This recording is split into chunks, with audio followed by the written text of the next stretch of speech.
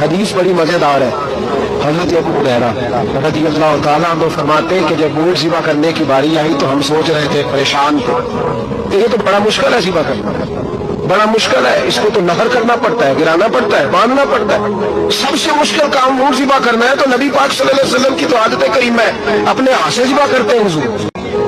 63 اونٹ ہیں اور صحابہ کرام علیہم رضوان فرماتے ہیں کہ حال یہ ہے، ہم سوچ رہے ہیں کیسے ذبح کریں گے، کیا کریں گے، کیسے گرائیں گے. اور نبی پاک صلی اللہ علیہ وسلم کہتے ہیں ہم ابھی سوچ میں ہی تھے کہ حضور نے چھری پکڑی. خنجر جب حضور نے اٹھایا تو فرماتے ہیں اونٹ دوڑتا ہوا آیا اور نبی پاک کے سامنے آ کے لیٹ گیا. فرماتے ہیں اللہ کے رسول نے بسم اللہ اللہ اکبر کہہ کے ذبح کیا، اس نے ٹانگ بھی کوئی نہیں ہلائی، پیر بھی کوئی نہیں ہلایا. وہ کسی شاعر نے بڑی عجیب بات کہی تھی، اس نے کہا پھنسی جو دام میں بلبل تو لگی یوں کہنے، کرے گا قتل کیا تو نے جب اسیر مجھے، کباب شمع کے شولے پہ کیدیوں سے یاد، شکل گل نظر آئے دم اخیر مجھے. تو صحابہ فرماتے ہیں کہ اونٹ دوڑتا ہوا آیا، حضور کے سامنے آ کے لیٹا، نبی پاک نے ذبح فرمایا اور فرماتے ہاتھ دھو گئی. حضور نے توجہ فرمائی تو دوسرا دوڑتا ہوا آ گیا، تیسرا آ گیا. حضرت ابو ہریرہ فرمایا کرتے ہیں اونٹ ایک دوسرے کو دھکے دیتے تھے، پیچھے ہٹ جا، پہلے میں نے جانا ہے، پہلے میں نے جانا ہے. 63 اونٹ وادی منا میں حج کے موقع پر میرے رسول پاک نے دست مبارک سے ذبح فرمایا. ہر قربانی حضور نے اپنے ہاتھوں سے فرمائی. قربانی واجبات دین میں سے، ضروریات دین میں سے ہے، اور کوئی اتنا لمبا چوڑا مسئلہ نہیں، بہت ساری چیزوں کو خود بخود مشکل کر لیتے ہیں. قربانی واجب ہے اس شخص پر جس کے پاس 52.5 تولے چاندی یا 7.5 تولے، لیکن میں 7.5 تولے والا فتویٰ نہیں دیتا، میں 52.5 تولے چاندی والا فتویٰ دیتا ہوں. اس لیے کہ 52.5 تولے چاندی تو شاید تولہ یا 1.5 تولہ سونے کے برابر ہی ہو جائے. ٹھیک ہے نا جی؟ تو 7.5 تولے سونا 50-60 ہزار روپیہ جس آدمی کے اکاؤنٹ میں موجود ہے وہ قربانی کرے. بلکہ امام شافعی رحمۃ اللہ علیہ فرمایا کرتے تھے جس نے 3 کمروں کو تالا لگایا ہوگا وہ 3 کمرے فارغ ہے، اس کے کسی کام کے نہیں، ان کی قیمت کا حساب لگائے. چھت پہ سٹور بنا دیا ہے، کوئی مطلب نہیں اس کا، اور جو ویسے رکھی ہوئے ہیں کوئی معنی ہی نہیں کمرے. ماتے تھے حساب لگائے، قربانی کرے. رب کریم کی بارگاہ میں دینے کا جب معاملہ آیا تو تم گول کر گیا کام. میرے رسول کائنات سرور عالم صلی اللہ علیہ وسلم کا جب اپنے لیے چیزیں استعمال کرنے کا ماحول ہے تو محبوب پاک علیہ الصلوۃ والسلام نے مہینہ روٹی نہیں پکائی. یہاں جو آدمی ہر جمعرات کو 4 کلو بکرے کا گوشت پکاتا ہے اور ہر تیسرے دن مرغی کا گوشت لاتا ہے، وہ قربانی کی باری آتی ہے تو کہتا ہے میرے پہ لگتی نہیں. وہ ٹھیک ہے ابا جی لے آئے، ابا جی کی طرف سے قربانی، اس دفعہ ابا جی کی، اگلی دفعہ اماں جی کی، اس سے اگلی دفعہ دادی جی کی. او خدا کے بندو، جس آدمی کے پاس پیسے ہیں پہلے اپنی قربانی واجب ہے. میری بات کی سمجھ آ رہی ہے عزیزوں کو؟ جو آدمی صاحب استطاعت ہے پہلے کس کی قربانی کرے گا؟ وہ کمائی کرتا ہے، اس کے اپنے اکاؤنٹ میں تنخواہ آتی ہے، ابا جی کے اکاؤنٹ میں نہیں آتی. اس نے اپنا بینک بیلنس چوری بھی رکھا ہوگا ابا جی سے.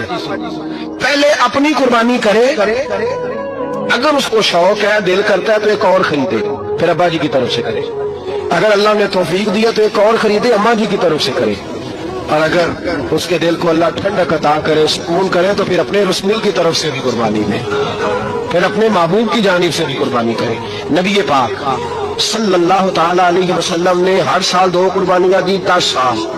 کل کتنی ہوگی 10 سالوں میں؟ بولیے. اور جب حضور حج کرنے گئے نبی پاک نے 63 اونٹ ذبح فرمائے. ایک اونٹ میں کتنی قربانیاں ہوتی ہیں؟ 63 اونٹ حضور نے ذبح فرمائے. ایک بکرا بکا لاہور میں اور سیٹھوں نے شرطیں لگائی ہوئی ہیں، میں 5 لاکھ کا لایا ہوں تو میں 9 لاکھ کا. یہ کیا چکر ہوں؟ مجھے اتنا کھلایا جی، اس کو فلاں کی. یہ کس نے کہا ہے کھلانے کا؟ بادام کھانا کس حدیث میں آیا؟ کس آدمی نے اپنے بکرے کو بادام کھلائے؟ کس نے مکھن کھلایا؟ کس نے پیڑے کھلائے؟ بس کرو. عجیب تماشا لگ گیا. اور یہاں تو اتنی بری حالت ہو گئی ہے کہ عورتیں ناچنے لگی ہیں قربانی کے جانوروں کے آگے، بیویاں بیچنے لگی ہیں. اللہ کے غضب کو آواز نہ دو. یہ قربانی ہے کہ ہر چیز کا، مذہب کی ہر شے کا مذاق بنا دیا. جس دین نے عورت کی اپنی قربانی بھی ہو تو اس کو ذبح کرنے کی اجازت نہیں دی، مرد ذبح کرے گا. جو دین کہتا ہے کہ عورت ذبح نہیں کرے گی، وہ عورت بیچ سکتی ہے اللہ کے جانور؟ یہاں جس کا میں نے رمضان میں بھی کہا تھا، پھر بات دہراتا ہوں، سارا سال ناچتے گاتے ہیں، اور عید کا موقع آتا ہے تو 2-4 مولوی بٹھا کے وہ دین سکھانا شروع کر دیتے ہیں. کوئی پتہ ہی نہیں, کوئی خبر ہی نہیں. جس بوتل میں کل تک شراب بک رہی تھی اسی میں دودھ پلاؤ گے؟ جس برتن میں کل تک پیشاب تھا اس میں آج لوگوں کو شہد پلاؤ گے؟ بس کرو, یہ مذاق نہیں, یہ رسول اللہ کا دین ہے. نبی پاک سید عالم صلی اللہ تعالی علیہ وآلہ وسلم نے کوئی ذمہ عورت کے کوئی چیز نہیں لگائی ایسی جس میں اسے مردوں کے ساتھ شامل ہونا پڑے. اور عورت سمجھ ہی نہیں رہی کہ یہ اس کی تذلیل ہے, عزت نہیں. صابن بک رہا ہے تو ساتھ بی بی کھڑی ہے, شیمپو بک رہا ہے تو عورت اس کی جو ہے وہ ایڈ دے رہی ہے. یہ عزت ہے عورت کی؟ رسوا کر دیا تم نے. ہر شے میں عورت. اب قربانی کا جانور بھی بی بی بیچے گی؟ غیرت کہاں گئی اس قوم کی؟ میرے رسول پاک سرور دو عالم صلی اللہ تعالی علیہ وسلم کو کسی نے آ کے کہا فلان قبیلے کے لوگوں نے عورت کو سربراہ بنایا ہے, عورت کو آگے لگا لیا. فرمایا تباہ ہو گئے وہ لوگ, انہوں نے عورتوں کو اپنے آگے پیشوا بنا دیا. جس رب نے عورت کو نبوت نہیں دی, امامت کرنے کا حق نہیں دیا, کس چکر میں لوگ پڑ گئے؟ 5 لاکھ کا جانور کس لیے لائے ہو؟ 5 لاکھ کا تفاخر کے لیے, دکھانے کے لیے؟ تو اگر 50,000 کا 60,000 کا بھی جانور لاتا تو اچھا آ جاتا. اب 50,000 کا جانور لائے تو 5 لاکھ میں کتنے آتے ہیں بولے؟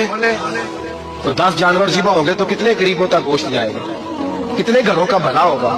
ہر چیز کا چکر الٹا کر دیا گیا ہے. اور یہ صرف حج کے لیے ہوتی تو میرے رسول پاک ہر سال قربانی نہ کرتا, اور میرے نبی پاک قربانی دینے کا حکم ہے. ایک اور بات بڑی لوگ پوچھنے لگے, کہتے جی گائے کی ہوتی ہے, بھینس کی بھی ہوتی ہے کہ نہیں؟ چلو جی اب نئی بات نکل آئی. حدیث پاک میں لفظ آیا اونٹ کا. نبی پاک نے فرمایا بکرا 1 سال کا, گائے 2 سال کی, اونٹ 5 سال کا. حدیث میں لفظ آ گیا اونٹ کا. آپ کو بندہ کہے پہلے بتائیں نر کا کہ مادہ کا, تو میں کدھر سے آپ کو حدیث نکال کے دوں جس میں نر بھی اور مادہ علیحدہ علیحدہ ہو؟ حدیث پاک میں ذکر آ گیا دمبے کا, مینڈے کا. اب باقی جو سارے جانور ہیں نا, بابا غور فرمائے, باقی ایک بکرا ہے, ایک چھترا ہے, ایک دمبا ہے, ایک دیسی بکرا ہے, ایک پہاڑی بکرا ہے, تو علیحدہ علیحدہ لفظ کہاں سے نکال کے دیے گئے؟ یہ ساری انواع ہیں, اقسام ہیں, نوع ہیں. اسی طرح بھینس بھی گائے کی ایک قسم ہے. امام اعظم ابو حنیفہ فرماتے ہیں النوع منہ, یہ اس کی ایک قسم ہے, نوع میں سے ہے, گائے کی نوع میں سے ہے. آپ عام لفظ بولتے ہیں تو کہتے ہیں بکرا, چھترا, گائے, بھینس, عام لفظ ہے نا. تو جب گائے کہہ دیا تو آپ کو بندہ کہے گائے آیا تو پہلے بتائیں گائے تو ہے تو اس میں بیل شامل ہے کہ نہیں؟ تو گائے کی جتنی قسمیں ہیں نا, ہمارے محدثین بھینس کو گائے میں شامل کرتے ہیں. بھینس گائے کی ایک قسم ہے. تو نبی پاک صلی اللہ علیہ وسلم نے جب گائے کا لفظ استعمال کیا تو بھینس اس کے اندر آ گئی. تو اگر گائے کی قربانی جائز ہے تو بھینس کی قربانی بھی جائز ہے. اگر بیل کی قربانی جائز ہے تو کٹے کی قربانی بھی 100% جائز ہے. اس کے اندر 7 حصے ڈالے جائیں گے, اسے قربان کیا جائے گا, یہ جائز ہے. اگر آپ صحیح لفظ نکال کے دکھانے کو کہیں گے تو پھر تو بڑی چیزوں میں لوگ الجھ جائیں گے.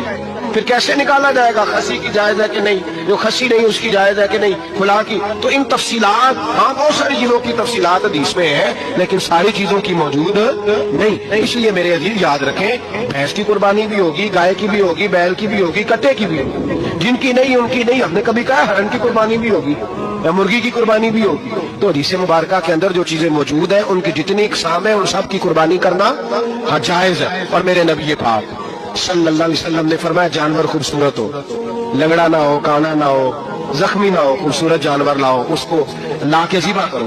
لوگ کہتے ہیں چلو اتنے پیسے اللہ کے راستے میں دے دیں, تو یہ کافی نہیں کافی.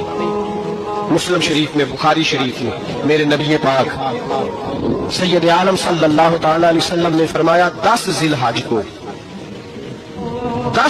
کو اللہ کی نظر میں ابن آدم کا سب سے پسندیدہ عمل. لیکن نا 10 ذی الحج کو, کل کی 10 ذی الحج ہے تو بڑے کام ہوں گے. فجر کی نماز بھی ہوگی, تکبیرات تشریق بھی پڑھی جائیں گی.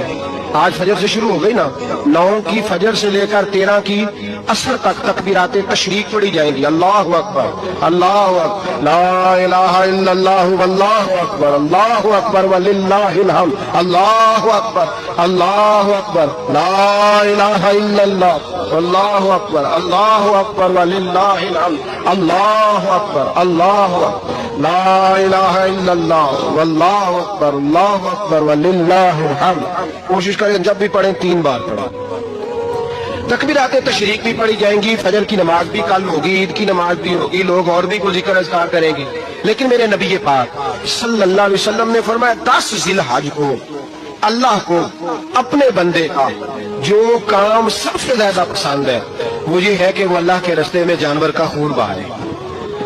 حالانکہ نمازیں بھی ہیں، اذکار بھی ہیں، تکبیرات بھی ہیں، سارا کچھ ہے، پر اللہ کو سب سے زیادہ کیا پسند ہے؟ جانور کو قربان کرنا۔ یہ اللہ کو بڑے خوبصورت لفظ نبی پاک علیہ السلام نے فرمایا قربانی کا جانور قیامت کے دن اپنے سینگوں اور کھروں سمیت آئے گا، اور جس نے قربانی کی ہوگی اس کی بخشش کروا کے اسے جنت میں لے کر جائے گا۔ تو فرمایا ابن آدم کا سب سے پسندیدہ عمل یہ، سب سے پسندیدہ کہ وہ 10 ذی الحج کو قربانی کرے، کوشش کرے خود ذبح کرے اپنا جانور۔ یہ حضور کی سنت ہے۔ یہ نہ ہو سکے تو نبی پاک صلی اللہ علیہ وسلم نے اپنے ہاتھوں سے ذبح کرنے لگے حضرت فاطمہ کا جانور، تو فرمایا فاطمہ ادھر آ کے اس کے پاس کھڑی ہو جاؤ، میں تمہارا جانور ذبح کرنے لگا ہوں۔ اپنے جانور کے پاس کھڑے ہو، وہ ہمارا اللہ خیر کرے، اب اللہ حافظ ہے۔ ذبح کرنا تو دور کی بات ہے، ہمارا جو یہ پاس لڑکا ہے نا اس کو ڈر آتا ہے جانور کے پاس کھڑے ہوتے ہوئے، کہتے ہیں بچوں کو اندر لے جاؤ، 10 سال کا 12 سال کا اندر لے جاؤ، ذبح کرنا روئے گا۔ اب بس کرو یار، یہ کس قوم سے تمہارا تعلق پڑ گیا ہے؟ ہمارے تو 12 اور 14 سال کے معوذ اور معاذ ابو جہل کی گردن کاٹ کے رکھ دیا کرتے تھے، اور تو بچہ بکرا ذبح کرنے سے ڈرا رہا ہے، اس کو کھڑا کر لا کے۔ قربانی تو جہاد کی ٹریننگ ہے، وہ کھڑا کر، اس کو کہا بیٹا یہاں کھڑا ہو، اللہ کے راستے میں بکرے کی گردن کاٹنی ہے، اگر کوئی شخص خدا رسول کے دین کی مخالفت کرے، کفر کا جھنڈا اٹھائے تو اس کی گردن بھی کاٹنی ہے۔ یہ ٹریننگ ہے بچوں کے لیے۔ جہاں عجیب ماحول ہے، ڈر لگ رہا ہے، پیچھے ہٹ جاؤ۔ اور جس صاحب کی قربانی ہے وہ بھی کوئی 1.5 کلومیٹر کے فاصلے پہ کھڑے ہیں، دور کھڑے ہو کے دیکھ رہے ہیں۔ نفیس ہی بڑے ہیں جناب، لطیف ہی بڑے ہیں، کپڑوں کو کوئی قطرہ خون کا لگ گیا تو بڑی مصیبت بن جائے گی۔ اور امیر آدمی اس کا تو گھر کسائی نے خود فون کیا ہے کہ صاحب سب سے پہلے میں آپ کے گھر آؤں گا، اس کو پتہ ہے کہ منہ مانگی قیمت ملے گی۔ مہربانی فرمائے، قربانی میرے رسول پاک صلی اللہ علیہ وسلم سے زیادہ نفاست والی طبیعت کسی کی نہیں۔ صحابہ کہتے ہیں اتنا حسین محبوب کا انداز تھا کہ کبھی کپڑوں پہ مکھی بھی نہیں بیٹھی تھی، اور حضور سے ہم سلام لیتے تھے، دست مبارک چومتے تھے تو ہمارے ہاتھوں سے کستوری کی خوشبو آنے لگتی، اور فرماتے ہیں نبی پاک کا ہاتھ یوں ہوتا تھا کہ برف بھی اتنی ٹھنڈی نہیں جتنا پیارا حضور کا ہاتھ ٹھنڈا ہوتا تھا۔ پھر بھی حضور دست مبارک میں خنجر پکڑتے، جانور کو لٹاتے اور اپنی قامت کو سمیٹتے، اور اللہ کے حبیب گھٹنا رکھتے اس کی گردن پر، اور بسم اللہ اللہ اکبر کہہ کے ذبح فرماتے۔ حضور خود دست مبارک سے۔ تو اتنا زیادہ نازک مزاج ہو گیا ہے کہ اب یہ والی سنت ادا کرنا مشکل ہو گیا تیرے لیے۔ جن باتوں کا ہمیں پتہ چل چکا ہے اس پر عمل کی بھی تو کوشش ہونی چاہیے۔ میرے عزیزوں، جانوروں کے حقوق میرے نبی کریم علیہ الصلوۃ والسلام نے بیان فرمائے۔ سب سے پہلی بات حضور نے یہ بیان کیا کہ جانور کو گالی نہ دو۔ شخص نے ایک مرغ کو گالی دی تھی تو نبی پاک علیہ السلام نے فرمایا اسے گالی نہ دے، یہ تو تجھے آذان کے لیے بیدار کرتا ہے۔ پتہ نہ کچھ نوابزادوں اور شہزادوں کی نیند خراب کرتا ہے مرغا بھی، تو خیر مرغوں نے زانی پڑھنی چھوڑ دی۔ تکلیف کی بات ہے، خوشی کی بات نہیں، درد کی بات، یہ اذیت کی بات نہیں۔ وہ وطن بھی کو وطن ہے جس میں اذان کی آواز ہی نہ ہے، وہ دیش بھی کو دیش ہے۔ ہم جا کے جو اب بسنے لگے ہیں ٹاؤنوں کے اندر، سوسائٹیوں کے اندر، جہاں اذان کی آواز ہی نہیں آتی۔ کچھ جگہ ہے جہاں اذان کی آواز ہی نہ ہے۔ ہمارے ہاں جو غریب لوگ ہوتے ہیں نا، وہ گدا ریڑھی پہ دفعہ سبزی بیچتے ہیں۔ یہ ہمارے آج کل کنو بہت زیادہ ہے مارکیٹ میں، تو میں دیکھتا ہوں کہ سڑک کے اوپر گدھے کو بھی کھڑا کیا ہوا، اس لیے کہ اب وہ اسی کے اوپر سارا دن رکھیں گے اس کو، اور شام تک جب تک بکے گا نہیں اس بیچارے کی خلاصی نہیں ہوگی۔ نبی پاک صلی اللہ علیہ وسلم نے فرمایا کہ جانور کو سواری بناؤ، کرسی نہ بناؤ۔ دو صحابہ بیٹھے تھے گھوڑے کے اوپر، ایک ادھر بیٹھا تھا ایک ادھر بیٹھا تھا، دونوں آپس میں باتیں کر رہے تھے۔ جس طرح ہمارے زمانے میں جو نئی نئی کار خریدتا ہے نا، تو اس کا بھی کوئی بات مل جائے تو وہ روڈ کے اوپر کھڑے ہو کے بات کرتا ہے، کیونکہ روڈ تو اس نے الاٹ کرایا نا اپنے نام۔ میرے جیسا آدمی کئی دفعہ پیچھے ہو بھی نا، تو ایک دن بچہ مجھے کہنے لگا کہ زور سے ذرا ہارن دی، تو میں نے کہا یار اس کے پاس نئی نئی دولت آئی ہے تو مطلب اس کو ہارن نہ دیتا نہیں کہاں سے بولے گا، تو اس کا تو کچھ نہیں بگڑے گا، تو ہمارے لیے مسئلہ بنے گا۔ یار جی اب یہ کھڑا ہے تو کھڑا، یہ اس کو لوگ چودراہٹ سمجھتے ہیں، یہ چودراہٹ نہیں ہوتی، اس سے یہ آپ کے کمزور ہونے کی علامت ہے۔ اس طرح چھوٹا آدمی اس طرح کے کام کرتا ہے، بڑے لوگ تو کسی کو تکلیف ہی نہیں دیتے کیونکہ وہ بڑے ہوتے ہیں۔ اور لوگ سوال پوچھنے لگے ابھی سے، کہتے ہیں قربانی کا کتنا گوشت گھر رکھنا جائز ہے؟ قربانی کا کتنا گوشت گھر رکھنا جائز ہے؟ سارا ہی جی ہاں، اس لیے فریزر لے لے، فریج سے نہیں کام چلے گا، سارا ہی جہاز گھر رکھنا سارا ہی جائز ہے، رکھ لیں۔ اور خدا کے بندے، قربانی وہ بندہ دیتا ہے جو سارا سال ہی گوشت کھاتا ہے، صحیح کہہ رہا ہوں؟ قربانی صاحب نصاب صاحب استطاعت بندہ دیتا ہے نا، تو وہ سارا سال ہی گوشت تو سارا گھر میں رکھنا بھی جائز ہے، لیکن سارا دے دینا بھی، تو جو آ رہی ہے اس پہ کیوں توجہ کرتے ہو؟ جو دوسرا جائز ہے اس پہ کیوں نہیں عمل کرتے؟ سارا تقسیم کر دیں، بات ختم ہوئی۔ یقین کریں محرم میں جا کے دوست ٹیلی فون کر کے سوال پوچھتے ہیں، کہتے ہیں صاحب سنا ہے قربانی کا گوشت محرم میں کھانا جائز نہیں۔ میں کہ نہیں، ربیع الاول چ بھی جائز جے، رجب رمضان تک کھاؤ، کوئی بندہ نہیں منع کرتا، اس لیے کہ کسی کو دینا تو پسند ہی نہیں۔ یہاں پھر اس میں سے جو خاص خاص چیزیں ہیں وہ اپنی فریج میں، اور باقی جو ہے وہ دوسروں کے لیے۔ یہ کیا طریقہ ہے؟